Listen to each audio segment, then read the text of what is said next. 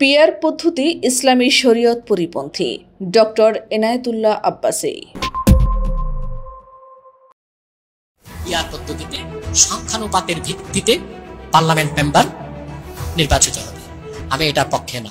আসন্ন জাতীয় সংসদ নির্বাচনকে ঘিরে সম্প্রতি আলোচনায় আসা প্রপোর্শনাল রিপ্রেজেন্টেশন পিয়ার বা আনুপাতিক প্রতিনিধিত্ব পদ্ধতি নিয়ে দেশের সর্বত্র আলোচনা সমালোচনা চলছে।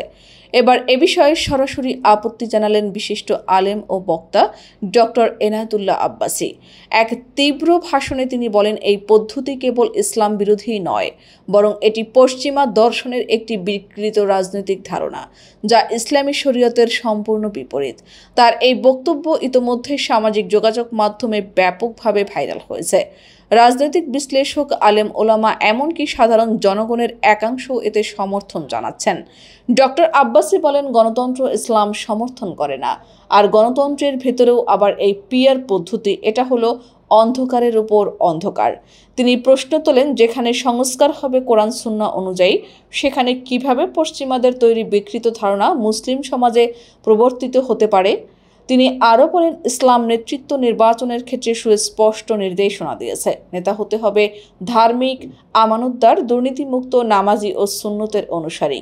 কিন্তু পিয়ার পদ্ধতিতে কে নেতা হবেন তা কেউ জানে না। হতে পারে একজন বেনামাজ, মুনাফিক, ফাসিক বা শিরকবাদী। এমনকি এমনও হতে পারে কেউ ভেবেছিল তার নেতা হবেন নুরুল ইসলাম, কিন্তু দেখা গেল শেষ পর্যন্ত উঠে এলেন কোনো চ্যাটার্জি বা ব্যানার্জি। তার মতে এটি অনেকটা জুয়া খেলার মতো, যেখানে মুসলিম সমাজের বিশ্বাস ও চেতনা পুরোপুরি উপেক্ষিত হয়।